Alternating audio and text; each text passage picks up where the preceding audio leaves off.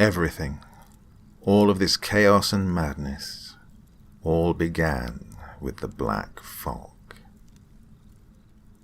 It was just an ordinary day when the news reported a strange phenomenon. A wispy black cloud of fog, steadily making its way toward the west coast of the country from over the ocean. Nobody really cared at first, as you'd expect. It wasn't hurting anyone, except maybe the sailors and planes flying over the ocean. But life for everyone else continued as normal.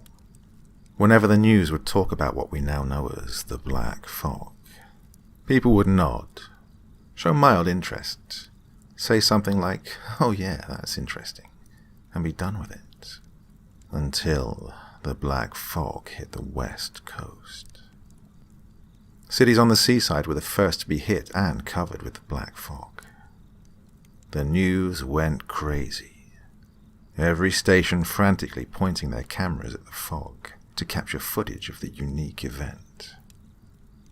Personally, it always looked like a thick cloud of smoke to me instead of a city covered in fog. The news said that nobody from the outside world could contact anybody in the fog. A nationwide panic was beginning, and it grew fast. People who'd previously disregarded the black fog now looked for ways to leave the country, as the news reported that the black fog was still heading east, as though determined to devour the entire country. With mass hysteria of this magnitude, it can be safely assumed that plenty of doomsday prophets came forward with explanations about the fog's origin. It quickly became obvious to me that these prophets of the apocalypse were nothing more than crazies who walked into the news stations from off the street. Nearly every scenario imaginable was told as a reason for the black fog's existence. God's wrath on humanity, the apocalypse, aliens seeking a safe place to land their spacecraft. The black fog was simple fog mixed with pollutants in the air. It was a publicity stunt for a new movie. It was the government using the fog for some purpose. Cthulhu was rising. We heard everything, but none of the theories seemed to make sense. There was a few more days of chaotic news reports, and then the black fog came to my town. I was walking home that fateful afternoon, turning a street corner to see my 2-story home come into view down the street. Cars breezed past me at a steady pace. Coming toward me down the sidewalk was a mother pushing a baby stroller, with an enthusiastic little boy running ahead of her, cheerfully telling his mummy to hurry up. The grass was bright green in the warm summer atmosphere, and there were only a few white clouds in the sky to distract from the wild blue yonder above. A red car, the side splattered with a thick mud, raced past me. The bright yellow orb in the sky beamed down on the world, covering us in sunlight. If there's anything I do remember from that day, it was the colors. Suddenly, out of nowhere, a dark giant stood up over the horizon and loomed over the city, blotting out the sun. Cars stopped in the middle of the road, leading other cars to crash into them. People began to scream. Some hysterical woman yelled, "It's here!" as I looked up at the black fog blotting out the sky. It swept over the city quickly, shrouding me in a cave of blackness. I stumbled through the fog, unable to see my own 2 hands in front of me. The world around me looked as though it were covered in smoke, but I could breathe it in normally. I heard people screaming, the sound frightfully clear. There was the screeching of tires as cars stopped, and the crunching of metal as other cars crashed into each other. In my mind, I could picture the street as it had been before the fog hit. My house was a few yards down across the street. If I could find my way inside, I could wait the fog out and see if it would disappear and leave the city. I began walking toward my house uneasily, still hearing people cry out for help. It was as though I'd become blind. I took my steps with care and tripped over a blunt object when I was halfway across the street. I climbed to my feet with my sense of direction disoriented. How close to my house was I? I just gave it my best guess and made my way forward. I had to walk around a parked car and, after tripping over the curb and falling onto the sidewalk on the other side of the road, my shoes felt grass beneath them. I wasn't entirely sure if it was my yard. I worked my way to the front door of the house and sighed in relief when I realized it was mine. I hurried inside, quickly closing the door behind me. The fog hadn't gotten in my house, which I was thankful for. Only a little of it got in when I opened the door, but I could still see. The windows displayed nothing but black. It was as though I was standing in my house at night, a starless, moonless night. I sat down, took a few deep breaths to calm myself, turned on the TV, and began to watch the news. If anything was being done about the black fog, surely they would have reported it. The news anchors were calm, but to my dismay, they had nothing to report. They said the black fog was perfectly natural and explainable. They said that the entire nation was being covered at an unbelievably quick rate, and the president had been evacuated for his own safety. I changed the channel right there, cutting off a blonde newswoman mid-sentence. On the new channel, they weren't calling the fog natural. They weren't talking about the president. They weren't pretending this wasn't a national emergency. Instead, they were panicking. People who looked like normal civilians ran around the station in a frenzy, while the camera's view rested on a guy sitting behind the news desk, sitting in the middle of all the chaos. He stammered as he spoke, trying to maintain order somehow. There are no reports of rescues from any seaside city, nor did the black fog show any sign of receding, the guy was saying. As I watched, he managed to stop one of the frightened civilians and asked him to say a few things for the camera. "Hi, my name's Adam," Adam began, breathing heavily. "That shit out there is crazy, man. Like, it ain't fog, it's something else." Adam wiped off his sweaty forehead and cleared his throat. "We heard rumors that you can see in the black fog if you have a flashlight or fire. We sent a guy out into the fog with one of those big-ass flashlights. He hasn't come back yet." I remained in my living room, in complete disbelief that this was happening. I barely registered anything the news said, not that it said much. The only thing they could talk about was the black fog, and because nobody knew anything about it, there wasn't much to say. I couldn't tell if it was day or night outside, so I tried to sleep according to the clocks in my house. I slept on the hardwood floor in the living room, too weary and afraid to climb upstairs to my bedroom.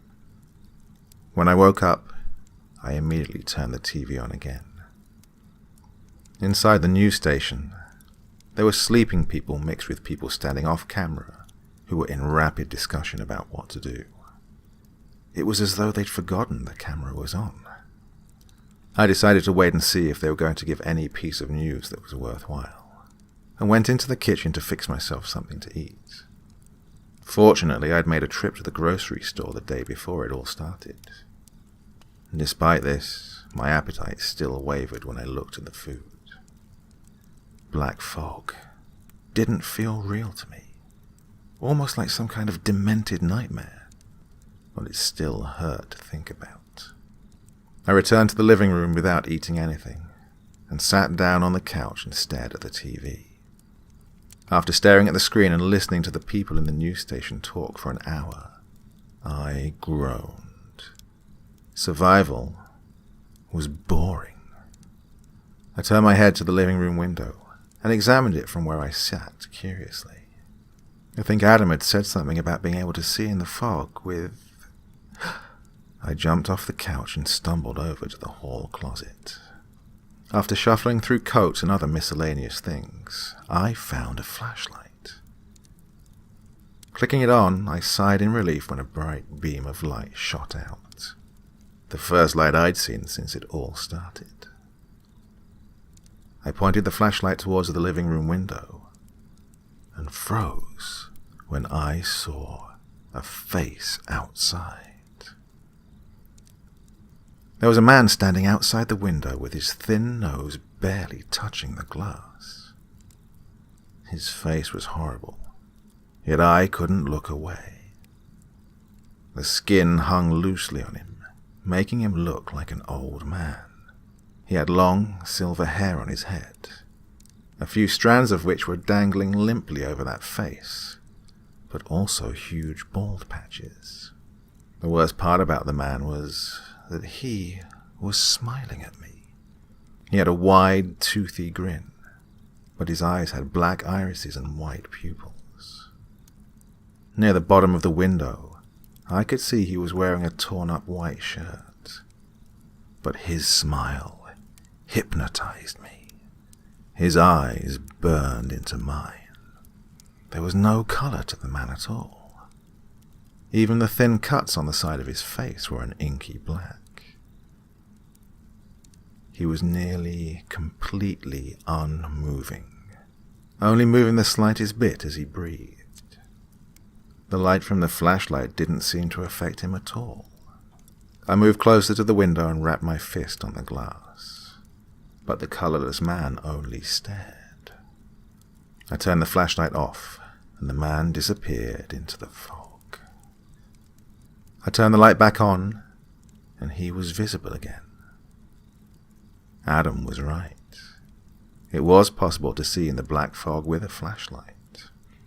I was intrigued by the colorless man, but also very frightened. How long had he been outside my window? A shiver ran down my back when I realized he could have been watching me sleep. I was unnerved by his endless staring and amused smile. As much as I wanted to watch the news in the living room, I instead found excuses to stay out. I found myself looking through the same pantry in my kitchen for almost half an hour. Soon after, I found myself sitting alone in a chair in my room upstairs, quietly thinking about when the fog would lift. But I couldn't stay out of the living room forever, and I eventually went back. The first thing I did was flash the light at the window to see if the colorless man was still there. He was, and didn't seem to have moved at all since I'd first realized he was there. Unsettled, I turned off the flashlight to conserve the batteries, but also so I wouldn't have to look at him. I made myself comfortable on the couch and turned my attention to the news, where Adam was talking. "Things in the black fog are everywhere," he was saying, "because the fog is probably covering the whole world by now. Stay vigilant. A miracle has to happen soon." It seemed that I wasn't the only one who had detected the presence of the things in the fog. Adam delivered reports of mutilated bodies found in the streets with their eyes in their mouths and their teeth in their eye sockets. More of the news station survivors chimed in behind him with more information, and told of strange thumps outside safe shelters where people were holed up, waiting for it to end. There was no denying it. Something unnatural was in the black fog. Maybe something beyond the colorless man outside my window. I decided to sleep upstairs in my bedroom that night. I shone the flashlight at the window before trudging upstairs to see if the colorless man had left. He was still there, only his eyes had moved to follow me. Once I'd gotten upstairs, I placed the flashlight under my pillow, kneeled next to my bed, and did something I hadn't done for a long, long time. I prayed. That night, I dreamed that the light had returned to the world. Families walked down sidewalks. Children shouted to each other as they played. The grass was a dark green and the sky burned blue. The wind was crisp, gently caressing my cheek as it passed by. I looked around in wonder, and then noticed somebody standing behind me. I whirled around to see the colourless man standing there with that same grin on his face. Only this time, there was no glass separating us.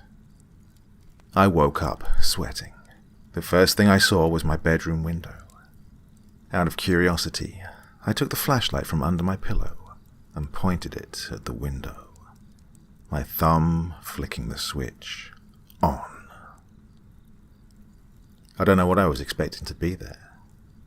I was probably thinking that the colourless man would somehow be outside my second floor bedroom.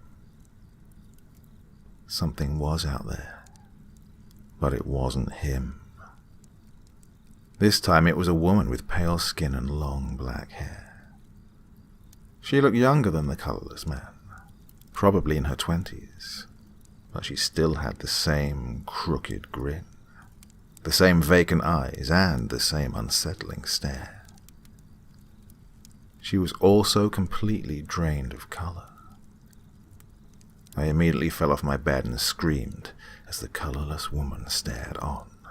I crawled to my feet and slammed my bedroom door closed as I hurried out into the hallway.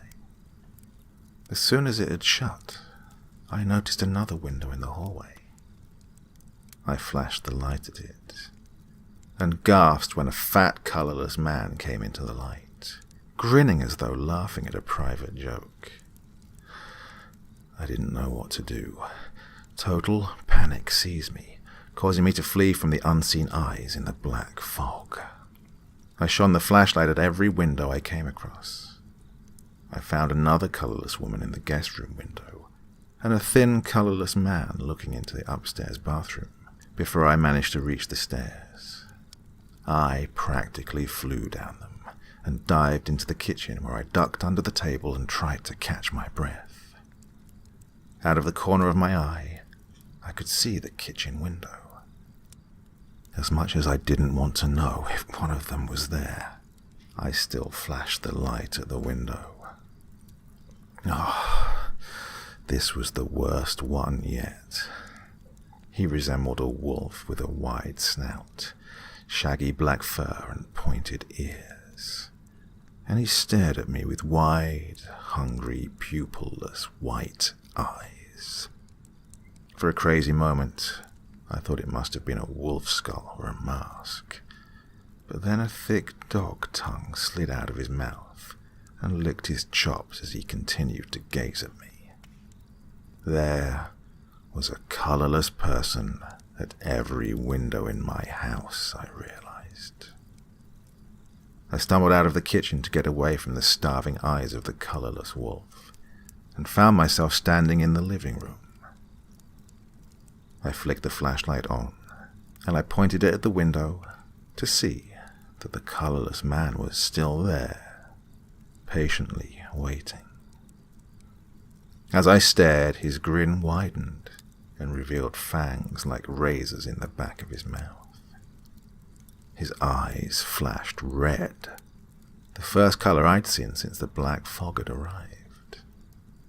And then the flashlight died, leaving me alone in the dark.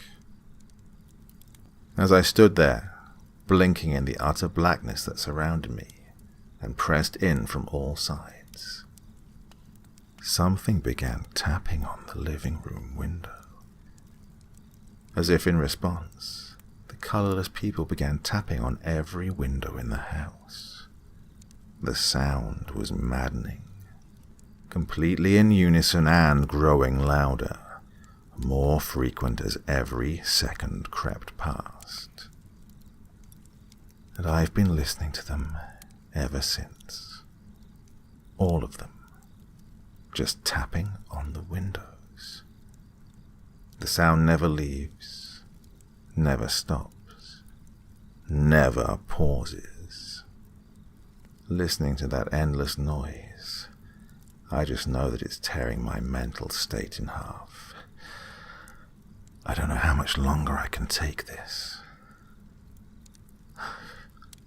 I just heard a window break. I hope to God it isn't the wolf.